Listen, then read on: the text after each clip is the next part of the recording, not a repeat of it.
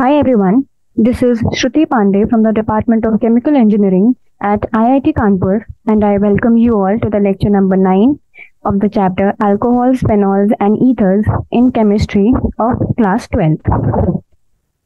So in the previous lecture we finished off with the preparation of ethers using two methods, by the dehydration of alcohols and by the Williamson synthesis. So I would like to give a quick recap of what we did in the last lecture. First, we talked about two commercially important alcohols, that is methanol and ethanol. We talked about their preparation, their properties, and their uses. So the most used method for preparing methanol is the catalytic hydrogenation of carbon monoxide at high pressure and temperature in the presence of zinc oxide and chromium oxide as a catalyst. So this requires very harsh conditions like the high temperature and the high pressure. Now, the ingestion of small quantities of methanol can even cause blindness, and the large amounts can even cause death. It is mainly used as a solvent in paints and for preparing formaldehyde, that is HCHO, the simplest aldehyde. Talking about ethanol, the preparation process is the fermentation of sugars, and generally the sugar in molasses, sugarcane, other fruits such as grapes is used for the process. First, this sugar is converted to glucose and fructose in the presence of an enzyme known as invertase. And then these products, they again undergo fermentation in the presence of the enzyme known as zymase, which is found in yeast. And this is a two-step process, and we finally get ethanol with the release of CO2. We also discussed the preparation of wine, and we also talked about the properties of ethanol, that it basically affects the central nervous system, and it affects the judgment and lowers the inhibitions. Higher amounts of ethanol, they can even cause nausea and unconsciousness. We discussed about the denaturation of alcohol, and finally coming out to the preparation of ethers by the dehydration of alcohols and Williamson's synthesis. So I'll quickly write down the main points that we discussed. And I told you that this Williamson's synthesis is a bit confusing. That is why we will discuss again and then also do a few examples just to make everything clear. Preparation of ether. This is the first method, that is dehydration of alcohols, and this is the second, Williamson synthesis. Okay, so starting with the first one. So this dehydration of alcohols is done in the presence of the protic acid. So I'm writing here the main points. I am not writing the complete thing. Presence of protic acids like H2SO4 and H3PO4. ठीक है, because these acids, they are the proton donors, right? मतलब वो H plus donate करते हैं, and that H plus is then used in the mechanism for the first step, that is protonation of alcohol. Now we discuss that when we dehydrate any alcohol, ठीक है, if we use the harsh conditions or like high temperature and high pressure, then generally we get alkenes. ठीक है, हमने ये when we were discussing about alcohols in the previous lectures, ये चीज we discussed. But if we use mild conditions, जैसे कि low temperature or low pressure, and we are not heating, then we get ethers. That is, the formation of ether from the dehydration of alcohol is possible only under the milder conditions. Otherwise, वो alkene बनाएगा हमेशा.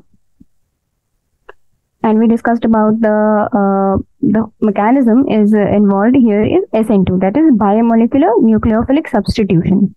ठीक है. So the first step involved was the protonation of alcohols, जिसमें कि H plus जाके alcohol पे attack करता है, and it is now H plus is attached to the oxygen of the hydroxy group. ठीक है, और वो protonated alcohol बनाता है. After that पूरा H2O molecule जो होता है वो release out हो जाता है, and जो बचा हुआ ether मतलब जो second molecule of ether होता है वो attack करता है. So that is the nucleophilic attack.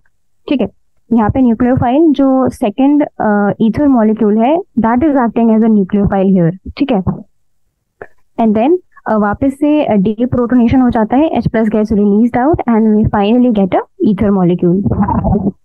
ठीक है, तो this was all about the mechanism, 3-step mechanism. So now we were discussing the disadvantages. So the first disadvantage of this method is this is only applicable for the primary alcohols where the alkyl group is unhindered. ठीक है, मतलब suppose we are using C2H5OH. So finally, after dehydration, we will get the product as C2H5O C2H5. ठीक है, but if we are using any other alcohol, that is I'm talking about the secondary or tertiary alcohol. ठीक है, ये तो primary है, ये वाला जो ग्रुप है C2H5 ये primary ग्रुप है. ठीक है, तो बेसिकली हमें क्या देखना होता है, जैसे ये देखो COC ये है और यहाँ पे कुछ और लगे होंगे, तो we basically have to see this carbon, ये these two carbons, ये एक अल्फा कार्बन ये वाला और एक अल्फा कार्बन ये वाला. ठीक है, ये अल्फा कार्बन अगर एक कार्बन से अटैच्ड है then it will be 1 degree primary group. If this carbon is attached to 2 carbon then it will be secondary group. Similarly if it is attached to 3 carbon it will be tertiary group. ठीक है, तो हम इस group की बात कर रहे हैं. ठीक है, जो भी इस कार्बन से अटैच्ड है. ठीक है, now coming back to the disadvantage, the first important point is applicable for the primary alcohols. ठीक है, मतलब अगर हमें ईथर फॉर्मेशन करवानी है तो हम लोग we can only allow the primary alcohols to act as reactant. ठीक है, अगर if we will use secondary और tertiary alcohol we will there are more chances of getting an alkene, क्योंकि तब रिएक्शन जो होगा वो SN1 मैकेनिज्म से होगा. And as you all know SN1 mechanism involves the formation of carbocation. That means क्योंकि carbocation में आपको पता है ना, the stability of carbocation is 3 degree. This is the order, right? 3 degree greater than 2 degree greater than 1 degree. इस वजह से जो सेकेंडरी और टर्शियरी ग्रुप्स होंगे तो वो कार्बोकेटाइन फॉर्म करेंगे. ठीक है, and when they form carbocation तो डिहाइड्रेशन मतलब जो OH ग्रुप होता है वो एलिमिनेशन हो जाता है. ठीक है, I told you about this thing, no? Elimination versus substitution in the last lecture clearly. 2 degree और 3 डिग्री ग्रुप्स होते हैं. They will first of all वो लोग SN1 करवाएंगे, SN1 के थ्रू जाएंगे, कार्बोकेटाइन फॉर्म होगा. And other than that there is a fight between elimination and substitution reactions. ठीक है, and in that fight elimination always wins. ठीक है, तो okay, so the summary is that the first disadvantage will be that primary alcohols are used, and if we are using 2 degree and 3 degree alkene formation हो जाता है. Now second disadvantage was कि this can only form symmetrical ethers. क्यों? क्योंकि we are using the same alcohol. ठीक है, वही alcohol molecule 2 बार use हो रहे हैं पूरे मैकेनिज्म में, and that is why it is forming symmetrical ethers. ठीक है, तो this was about the dehydration of alcohol. Now if we want to prepare the branched ethers or if we want to prepare the mixed ethers, then we will go through Williamson synthesis. This is a much more important process and yield भी इस process से अच्छा होता है. And and the most important thing is it is able to remove these 2 disadvantages. ठीक है, तो सबसे पहली चीज इसका एडवांटेज देखें तो it can form both simple, मतलब सिमेट्रिकल को भी सिंपल बोलते हैं, एंड मिक्स्ड ईथर बोथ. ठीक है, दूसरा एडवांटेज क्या था? ब्रांच्ड और यू कैन से 3 डिग्री और 2 degree ethers, not ethers, the alkyl groups which are attached on both the sides. And in Williamson synthesis what we do is we react one molecule of alkyl halide with another molecule of sodium alkoxide and we get this thing RO R prime plus NaX. ठीक है, फिर हमने discuss किया था कि there are 4 chances of this R and R prime, कि ये are और ये आर प्राइम कुछ भी हो सकता है, ठीक है। और कौन कौन सी कंडीशन में, कौन कौन से केसेस में ईथर बनेगा और कौन कौन से केसेस में एल्कीन बनेगा, ठीक है। तो I would like to remind you, in the cases where we are getting ether, the reaction is following the nucleophilic substitution, ठीक है। And in the cases where we are getting alkenes, the reaction is following the elimination reaction. Now, so suppose we are taking a tertiary group over here, ठीक है। तो I told you, in short I am discussing कि ये जो R होना चाहिए, मतलब ये जो alkyl group that is attached, that is a part of the alkyl halide, ठीक है। RX में जो R होगा, that will always, it should be the simpler group, ठीक है। वो कभी टर्शरी हैलाइड नहीं होना चाहिए, तभी प्रोडक्ट बनेगा, ठीक है। आर प्राइम के ऊपर, आर प्राइम जो कि सोडियम एल्कोक्साइड का पार्ट है, उसके ऊपर कोई रिस्ट्रिक्शन नहीं है, वो सिंपल भी हो सकता है और कॉम्प्लिकेटेड भी हो सकता है, ठीक है, कैसा भी ग्रुप चलेगा। लेकिन but the case with alkyl halide is that it should always be simple, simple मतलब 1 डिग्री प्राइमरी, ठीक है। तो this R should be primary, I am writing it here, this alkyl group is primary. Now, what happens if we take 2 degree or 3 degree alkyl halides? Elimination will win and alkene will be the product, ठीक है। तो 1 degree से हमें R I am writing about R, क्योंकि R prime में I told you that this can be anything, ठीक है। अगर 1 degree R है, we will get ether। अगर R जो है वो 2 degree या फिर 3 degree है, we will get alkene. Ether कैसे मिलेगा हमें? न्यूक्लियोफिलिक सब्स्टिट्यूशन से, क्योंकि 1 डिग्री है तो SN2 मैकेनिज्म होगा। और एल्कीन कैसे मिलता है? एलिमिनेशन से, ठीक है। तो and phenols, when we need to convert when we need to prepare alkyl phenyl ether, then we will use phenoxide, ठीक है।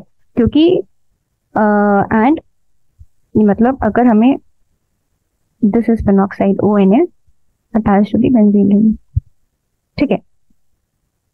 When this will react with RX,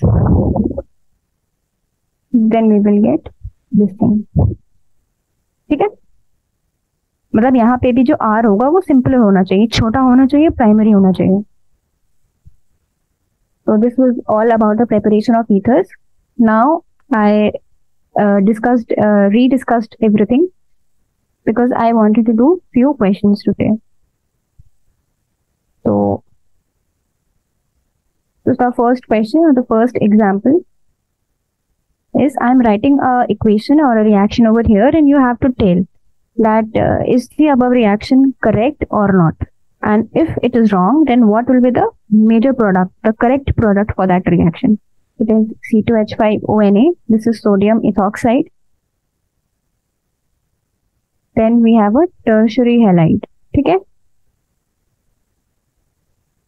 I told you tertiary कैसे देखते हैं? जिस कार्बन से chlorine लगा हुआ है, ठीक है, जिस कार्बन से हैलाइड लगा हुआ है वो कार्बन अल्फा कार्बन होता है, and we see the number of carbons which are attached to the alpha carbon, ठीक है। इस केस में 3 कार्बन अटैच्ड है, so that is why we call it a tertiary halide. And the product that this reaction claims is 4C2H5, ठीक है।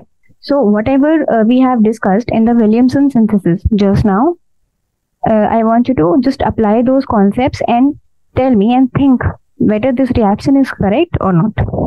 So as we discussed, summary क्या था Williamson synthesis का? कि alkyl halide should be primary, otherwise ether बनेगा ही नहीं। Product क्या है? Product is a ether, right?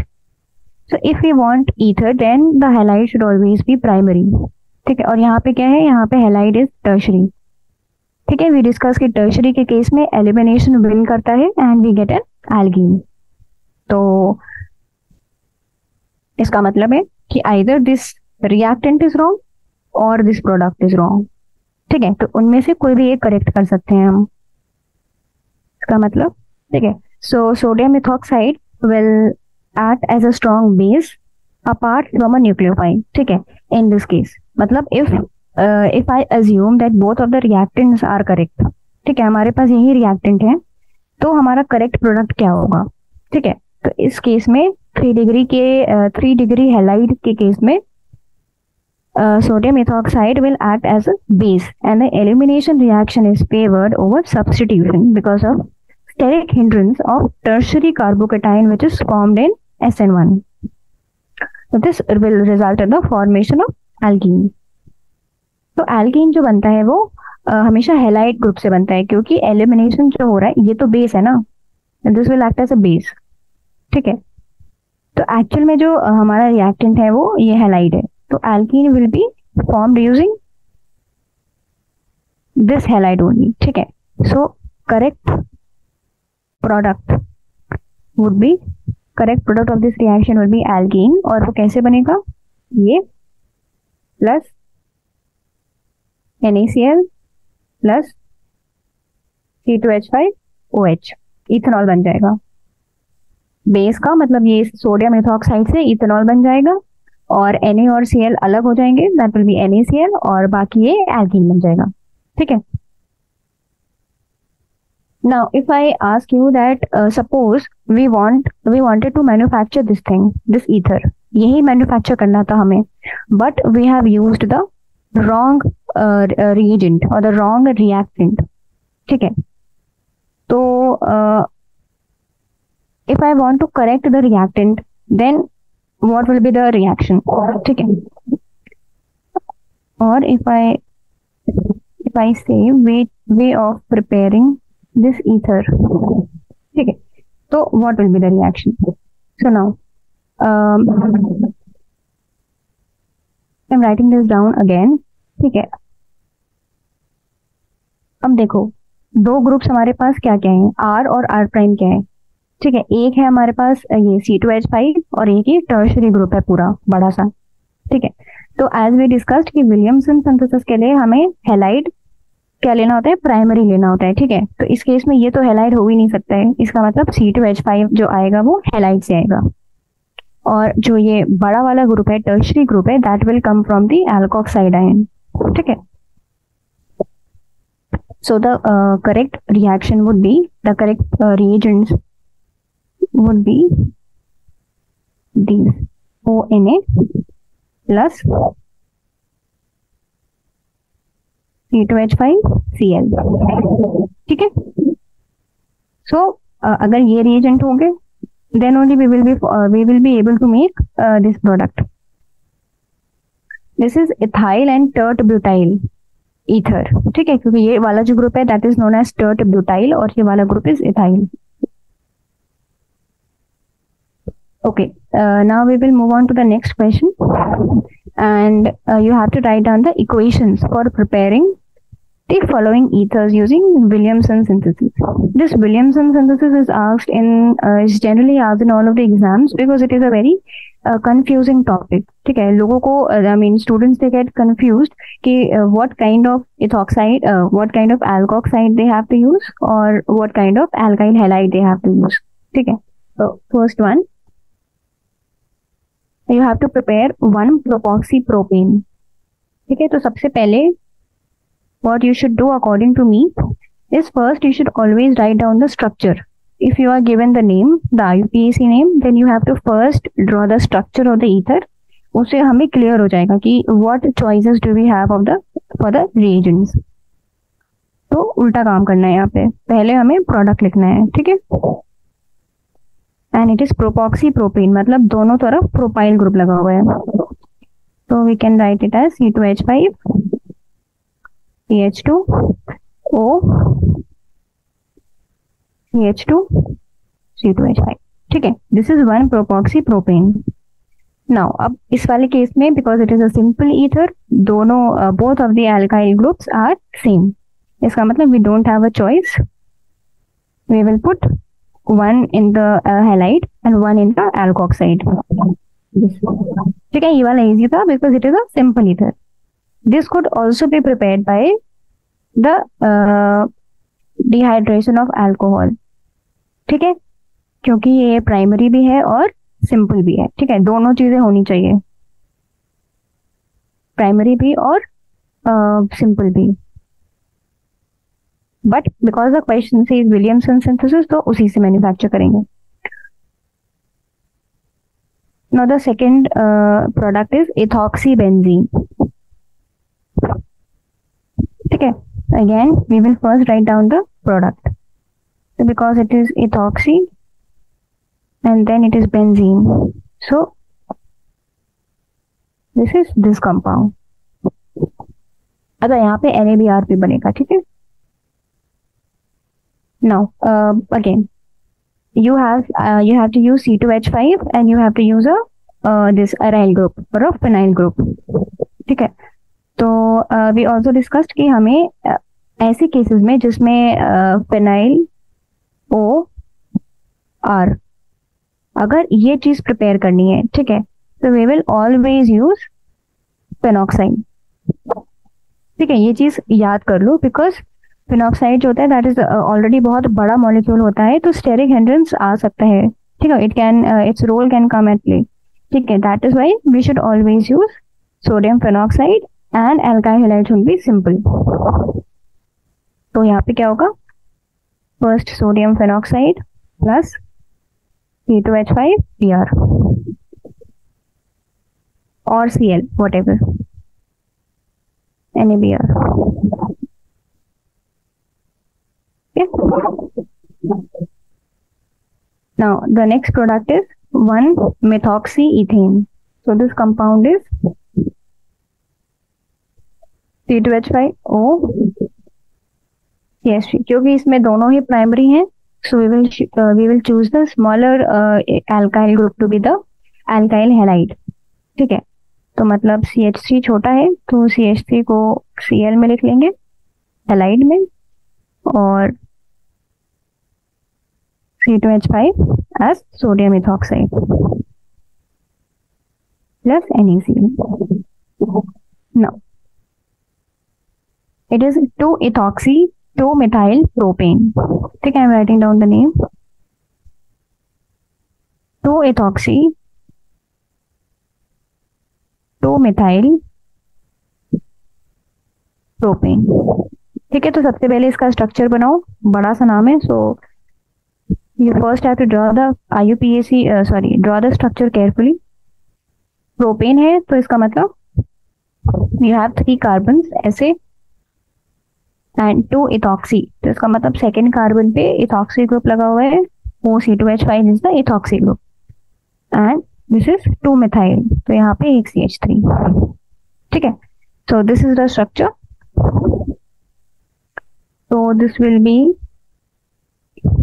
ठीक है, as you can clearly see one of the group is the tertiary group. ठीक है, तो ये one group is this tertiary and one is the primary group. ठीक है, तो obviously the primary group will be taken as halide. तो यहाँ पे क्या हो जाएगा, C2H5Cl और C2H5Br and this one is ONA. ठीक है, plus NaCl. ठीक है, तो you just have to remember 2 things in Williamson synthesis. First one is if you want to prepare a branched ether or a complicated ether, you should always remember that the primary portion, the halide should always be primary halide. ठीक है, sodium जो भी sodium alkoxide होगा वो कैसा भी हो सकता है. the alkyl group in sodium alkoxide can be anything, but alkyl halide में it should always be primary. And the second thing that is important is in the case of phenyl alkyl ether, जिसमें phenyl ring आ रहा है, you will always use sodium phenoxide, और बाकी का जो दूसरा compound है, दूसरा alkyl ग्रुप है, that will be with alkyl halide. So this was the summary. Now we are completely done with the preparation of ethers, and now I'm going to move to the next topic, that is physical properties of ethers. These physical properties of ethers, they are almost similar as we discussed in the case of alcohol. So we will not spend much time here because we have already spent so much time on alcohols and phenols. ठीक है. So the first thing we will talk about is boiling point. Now see this this CO bond in the ethers are polar. ठीक है, दो CO bond होते हैं and both of these are polar and they have a net dipole moment. But this weak polarity, क्योंकि polarity होती भी है तो बहुत ज्यादा नहीं होती है. This weak polarity does not affect their boiling point.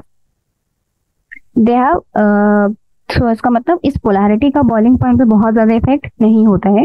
That is why they have similar boiling point as the alkanes of the comparable molecular masses.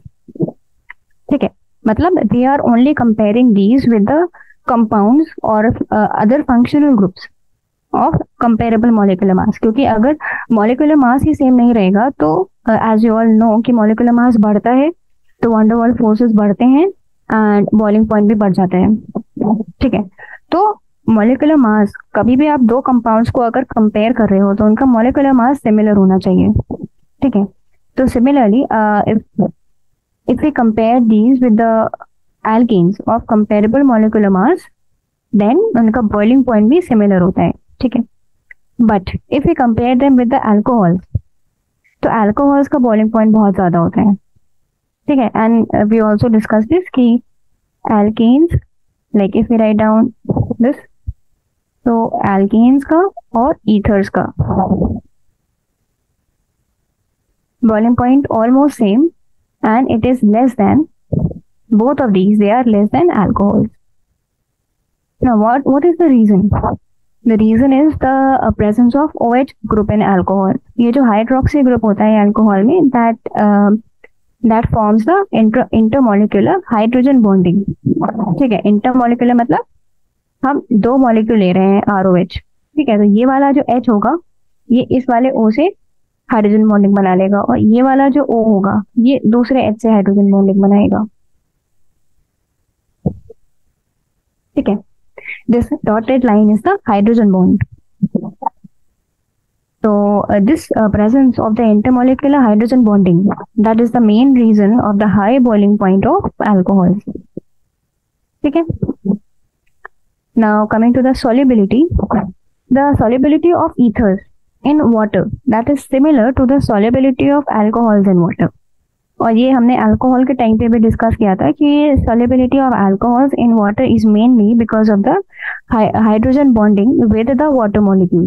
ठीक है, अभी हमने क्या देखा, देखो बॉइलिंग पॉइंट के केस में हम जो हाइड्रोजन बॉन्डिंग की बात कर रहे हैं वो आपस में है, मतलब between the two molecules of alcohol. ठीक है, दो मॉलिक्यूल ऑफ अल्कोहल है. When we are talking about the solubility we are talking about the hydrogen bonding of the molecule with the water molecule. आपस में नहीं है. ठीक है, क्योंकि हम सॉल्युबिलिटी मतलब क्या हुआ कि how much of that compound can dissolve in some amount of water. ठीक है, अब उतने पानी में अगर अल्कोहल ज्यादा डिसॉल्व हो रहा है तो we say that alcohol is more soluble, है ना, it has a high solubility. तो यहाँ पे हम we need to see the hydrogen bonding with the water molecule. Suppose in the case of ethers ऐसा स्ट्रक्चर है. ठीक है, क्योंकि इसका जो O है ऑक्सीजन मॉलिक्यूल है ईथर्स का, that is also capable of forming the hydrogen bond with the water molecule. Sorry, this is a bond. ठीक है, तो मतलब अल्कोहल में भी हाइड्रोजन बॉन्डिंग हो रहा है विद वाटर और ईथर में भी हाइड्रोजन बॉन्डिंग हो रहा है with water, and that is why in दोनों की solubility is similar. But if you talk about alkanes of the comparable molecular mass, ठीक है, तो alkanes are immiscible in water, मतलब वो डिसॉल्व नहीं होते हैं वाटर में. व्हाई? बिकॉज वी नो कि एल्केन में ऑक्सीजन नहीं होता है, वो they only consist of carbon and hydrogen. ठीक है, और हाइड्रोजन बॉन्डिंग के लिए यू नीड ऑक्सीजन. ठीक है, so that is why alkanes they are not capable of forming hydrogen bonds, that is why they are immiscible. So this was all about the boiling point in solubility. अगर ethers को आपस में compare करें, ठीक है। अभी हमने ethers को एल्केन्स और अल्कोहल्स के साथ में कंपेयर किया। Now if we want to compare to ethers, तो वी कैन जो भी similar points that we similar rules that we discussed before, कि if the molecular mass will increase, मतलब if the number of carbon atoms are increasing, the van der Waals forces will increase and boiling point will decrease. Similarly, if the branching is increasing, मतलब isomers के बारे में बात करें, branching बढ़ रहा है लेकिन carbon atom same है, ठीक है, number of carbon atoms is same but the branching is increasing, then the boiling point will decrease. उल्टा हो जाता है, ठीक है, क्योंकि सरफेस एरिया कम हो जाता है। तो we are done with the physical properties. Now we will move on to the more important topic, that is chemical reactions of ethers, ठीक है। सो एज बाकी जगह बाकी कंपाउंड्स के लिए we have categorized the chemical reactions into several categories just for making our understanding better. So here also we will divide it into two parts. First is the cleavage of CO bond, and then is the electrophilic substitution. First one is the cleavage of CO bond, and second one is the electrophilic substitution. Electrophile क्या होता है? Anything with a positive charge, ठीक है? That is capable of attacking the substituent. So today we will only discuss about the first portion, the first category. See, the ethers, they are considered as the least reactive compounds among the other functional group. ठीक है, अभी हमने देखा भी when we were discussing about the chemical reactions of alcohols, you saw there are so many possibilities. Even उसमें दो bonds होते हैं जो which are capable of breaking. मतलब एक तरफ cleavage of CO bond होता है, एक तरफ cleavage of OH bond होता है. And there are then many subcategories for both of them. ठीक है, तो alcohols are considered very reactive. Similarly, aldehydes और ketones भी बहुत reactive compounds होते हैं. So ethers, they are the least reactive among the functional groups. So the cleavage, क्योंकि वो बहुत stable होते हैं, the cleavage of CO bond, it takes place under the drastic conditions with the excess of hydrogen halide. ठीक है, तो drastic condition मतलब either we are using high temperature or high pressure and we are heating the reagent, ठीक है, तो generally high temperature is used as a drastic condition. तो I will write down the general reactions first and then we will study them in detail. Cleavage of CO bond, ठीक है, तो I am writing down the general reaction. तो first we will divide it into different categories, ठीक है, जिससे we'll get a better understanding. So suppose first category is we are considering the simple ethers or symmetrical ethers, जिसमें कि R और R they are same plus HX. तो इसमें क्या होगा? This is a simple reaction, मतलब this HX will break down into H plus and X minus. This is hydrogen halide, okay, HCl, HBr. So this will break down into ionize into H plus and X minus. H plus will go to one alkyl group, and now this H plus will go to this alkoxide ion, ठीक है, RO minus, and this X will go to R, ठीक है। तो बनेगा क्या? The product will be one alkyl halide and one alcohol molecule, ठीक है, ये halide बन गया and this is an alcohol, ठीक है। and because अभी I told you that because we have to use excess of HX, ठीक है, तो if we are using, देखो जनरल केस में यही होगा, ठीक है, बस इतना रिएक्शन होगा, एक रिएक्शन। अगर हम एक्सेस में हाइड्रोजन हैलाइड यूज नहीं कर रहे हैं तो, ठीक है, if it is mentioned that we are using excess of HX, ठीक है, only then this second reaction will take place and that is ROH plus HX, it will give RX plus H2O, ठीक है। तो ये first reaction तो हो गई, it is the first step, but the second reaction will take place only if excess of halide is used, hydrogen halide, ठीक है, क्योंकि यहाँ पे देखो एक रिएक्शन होने के लिए you need 2 molecules of HX, ठीक है। अगर हमें वापस से अल्काइल हैलाइड बनाना है, यहाँ पे जो अल्कोहल बना that will be converted to alkyl halide again, ठीक है। तो अगर हम एक्सेस में यूज करेंगे, excess of HX, it will only have RX, सिर्फ अल्काइल हैलाइड होगा। क्यों? क्योंकि जो भी फर्स्ट स्टेप में अल्कोहल बना है that is used over in the second step, और वो फिर से अल्काइल हैलाइड बन जाएगा थ्रू न्यूक्लियोफिलिक सब्स्टिट्यूशन, ठीक है। तो this is the case with excess of HX and without excess. And you must remember that one molecule of dialkyl ether is giving 2 alkyl halide molecules, ठीक है। एक molecule हमें यहाँ से मिल रहा है, दिस वन, और एक molecule we are getting here, ठीक है। So this was the case for simple ethers. Now we move to alkyl aryl ethers, ठीक है। अल्काइल एराइल ईथर मतलब एक तरफ अल्काइल ग्रुप होगा और एक तरफ एराइल, ठीक है। तो वो कैसे होते हैं? आई am writing down the reaction, this is OR and this is the aryl group, ठीक है।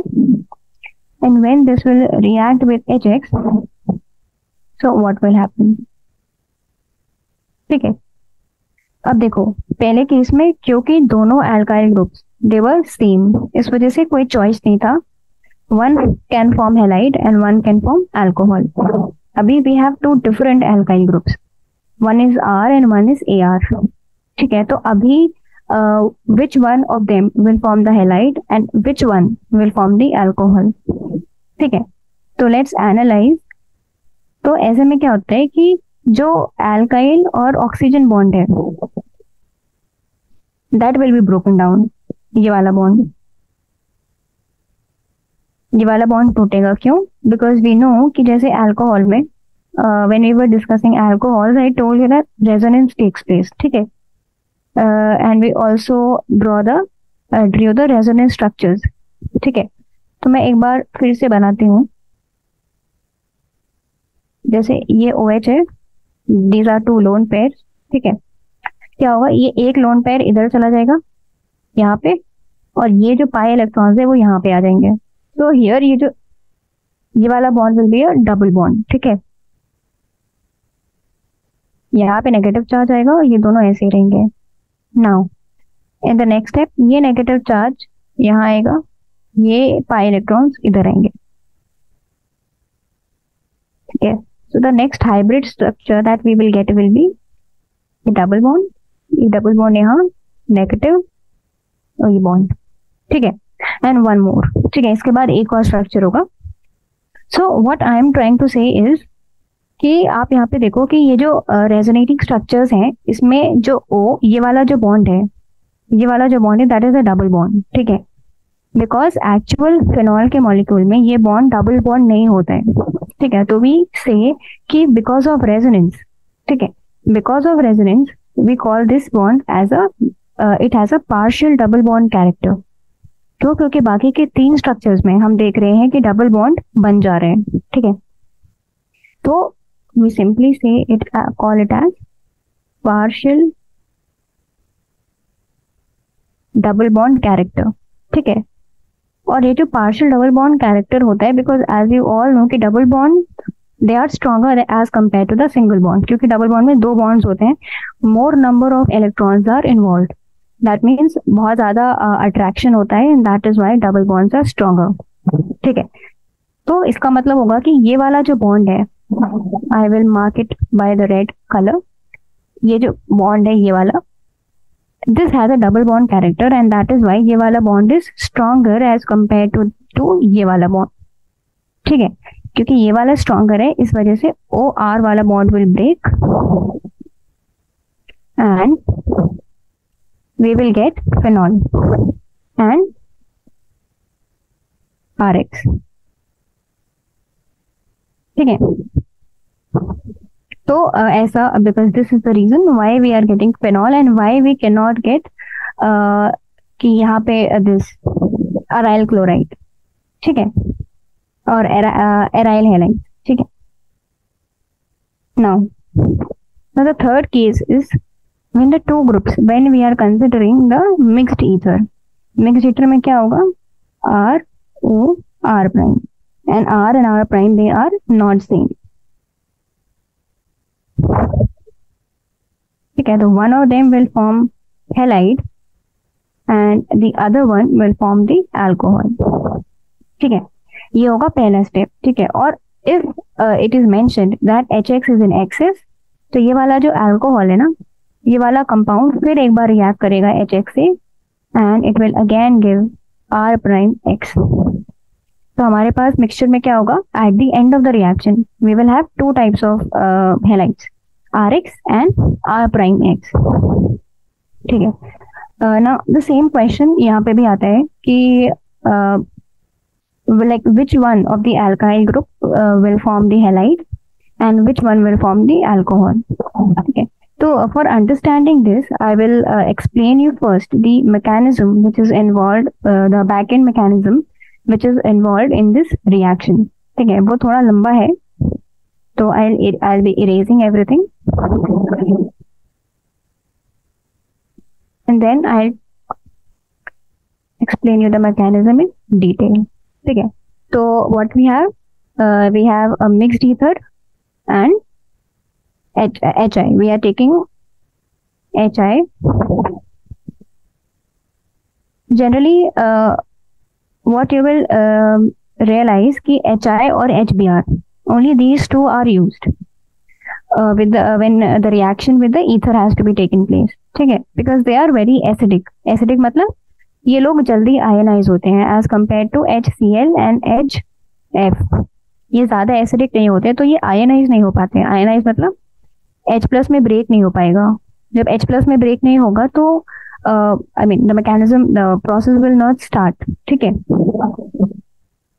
इस वजह से generally these two are taken and HI is the best one. ठीक है, तो हम लोग मैकेनिज्म HI से ही करेंगे.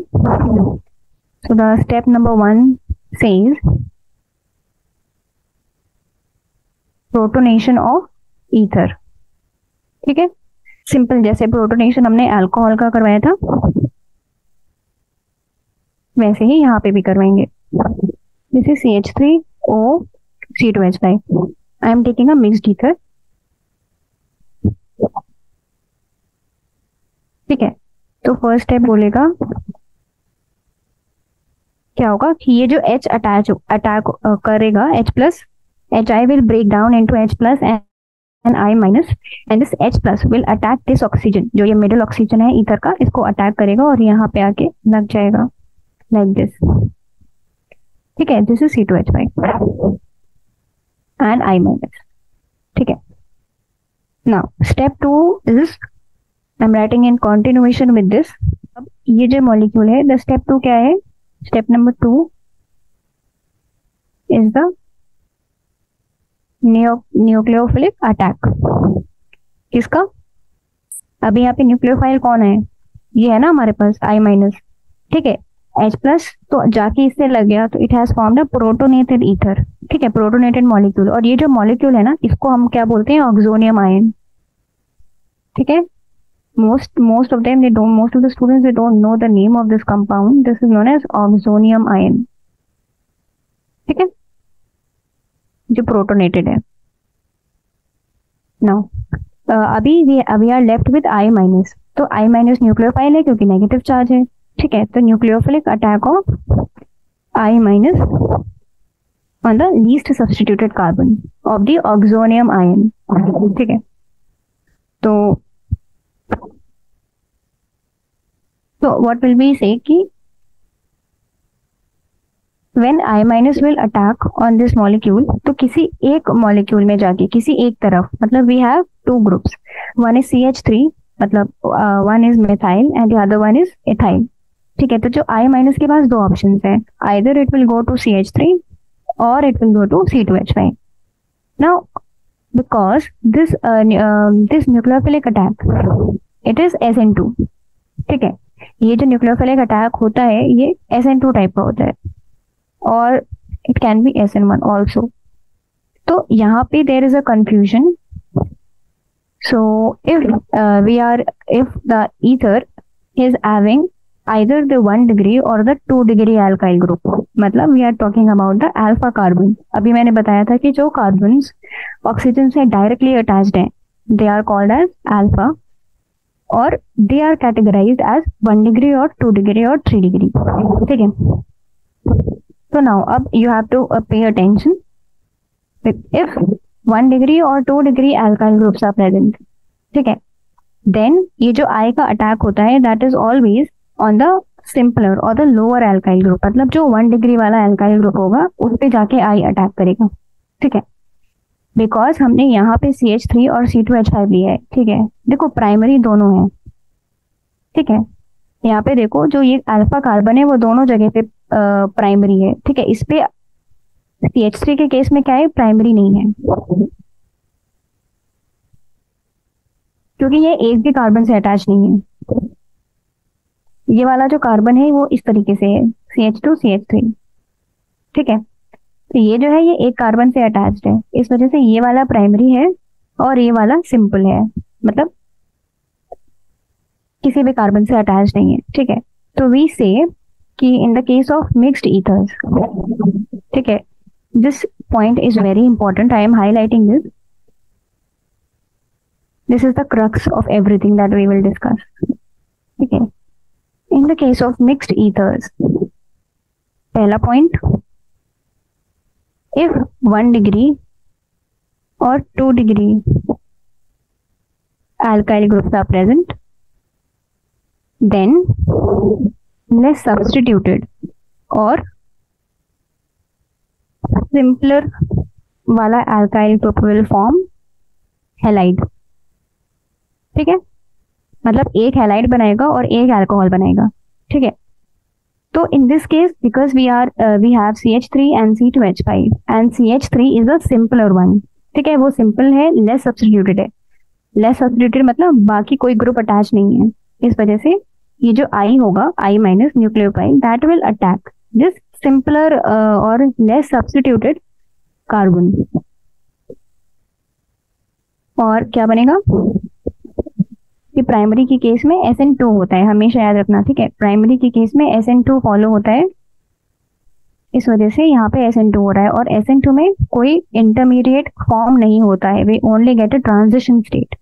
तो what I am drawing now is the transition state and these are the final products. ठीक है, तो ट्रांजिशन स्टेट मैंने समझाने के लिए बनाया है। Even if you want to write down the mechanism anywhere, you don't need to mention it। ठीक है, ये आपके फाइनल प्रोडक्ट्स है सेकेंड स्टेप के। ये आई ने अटैक किया है मिथाइल पे, मतलब लेस सब्स्टिट्यूटेड पे या फिर सिंपलर वाले अल्काइल ग्रुप पे, तो CH3 आए और बाकी वाला अल्कोहल। नाउ ये तो हो गया फाइनल प्रोडक्ट। ठीक है, अब अगर इफ इट इज मेंशन्ड कि if HI is given in excess, ठीक है, अगर एक्सेस में नहीं है तो this will be the final product, और अगर एक्सेस में है सो थर्ड स्टेप भी होगा एक, जो भी अभी मैंने बताया था, इफ HI, ये ध्यान रखना ये हमेशा नहीं होगा।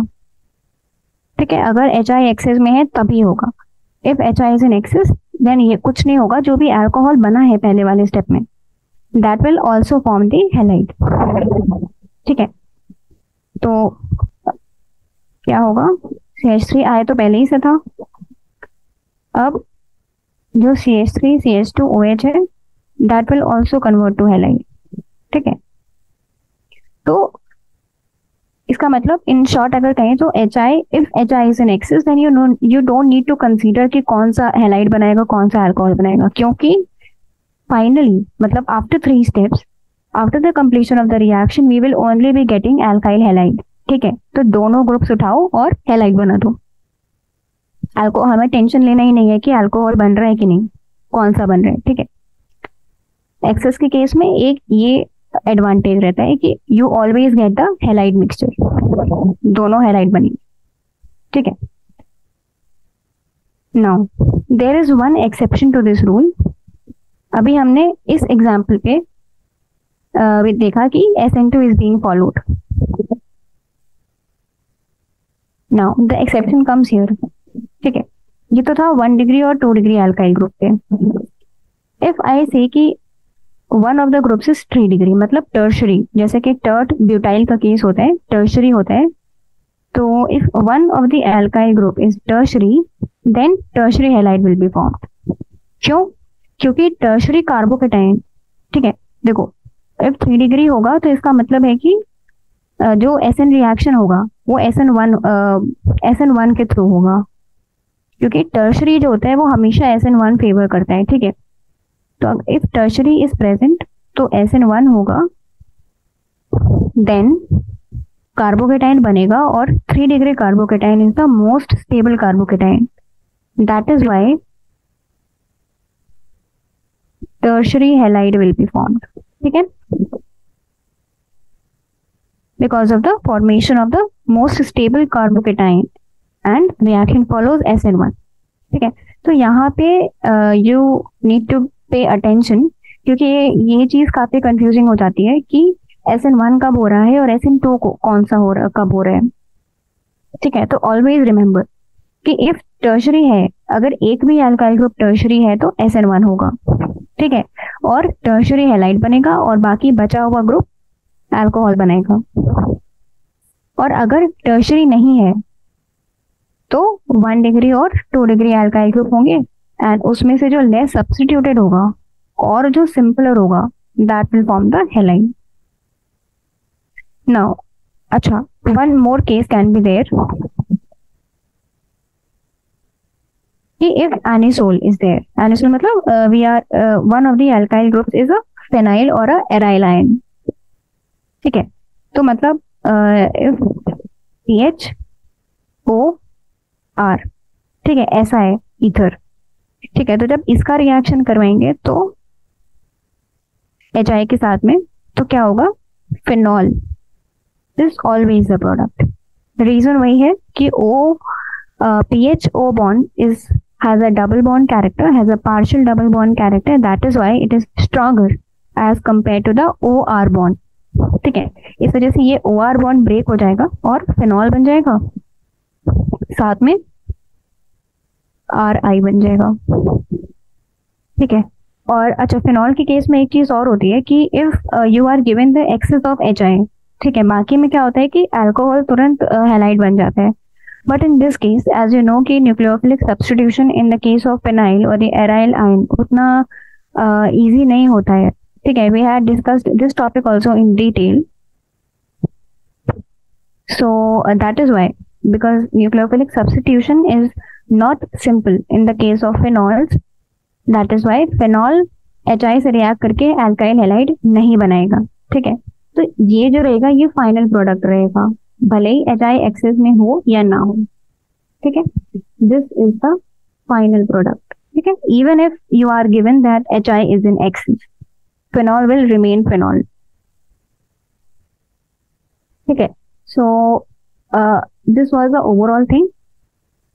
Now so whatever I have written in red, that is the crux of whatever we have discussed.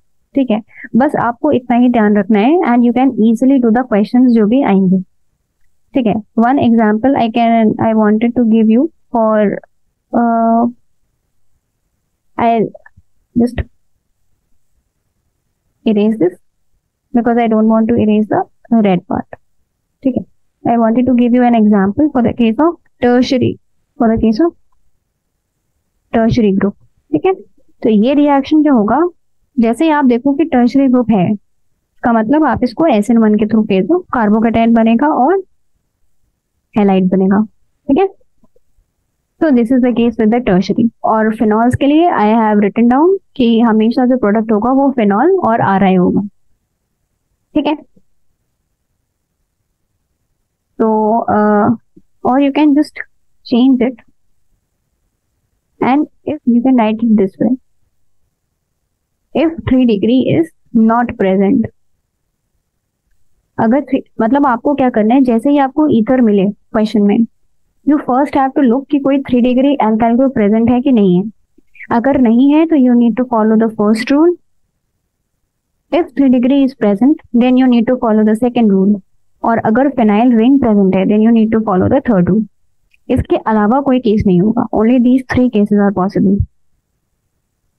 ठीक है?